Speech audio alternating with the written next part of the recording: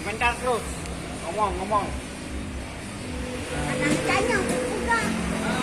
Pagi. Berapa? Udah lama nak lelaki ya? Babang Jali.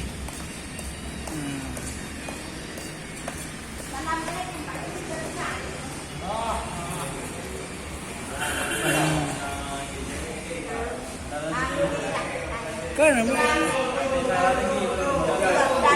kau benar rezeki. Ya. Ya. Jawa juga di pangkat. Kami ini. Bagan kok jodoh kat bos bagan kok inang. Hai. Makanan Hai. Nu lelaki jodoh lam. Ya yang mana lelaki? Oh kana jodoh ni. Bukan ron nanti merusak. Anak perempuannya baru kana jodoh. Merusak ron kan bukan. Kelon tanya punya dia inang biasa kadang inang je kadangnya. Nak berenang kana inang. Jadi kuam jauh ini lo lah. Rom kan dia melur dah. Anak teh. Nang sepi jodoh ba Allah ya kan jodohnya enggak berempat ni. Jodohnya itu Allah berempat.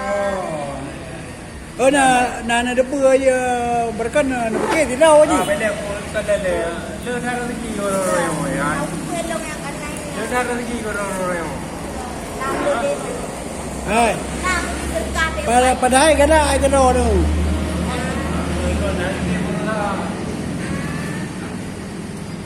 Bicara jodoh kadang buat apa. Anju aja le. Kok ni dia orang no. Arah siapa jodoh. Kak lele kan jodoh. Oh, lepeng, lepeng. Oh, berarti yang lepeng macam arah kawin le ni nang. Ya, anak peng naruh kawin le nang. Kalau wina di bandara mau le tahu wina. Dia nya lepeng bukan orang ni. Nanti. Mana anak peng ah. Oh, lepeng. Anak peng tu baru nampak kata dia dah Oh, kawin le aja.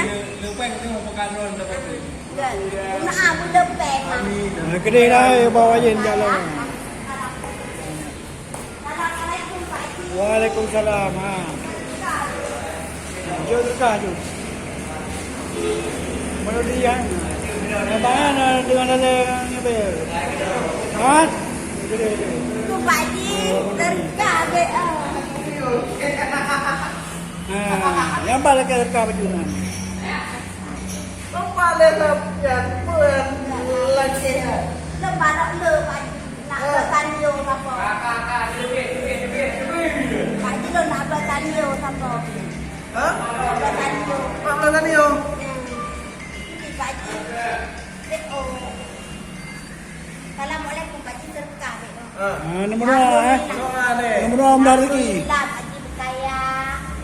Beramai. Dan rezeki. Dengan yang wajib lo. Pangkat lo. Ada ya? Bangga naik lo. Belum baca dah. Wah, ni mantap kalau nak apa tu? Berapa jodoh. Beri pangkat lo.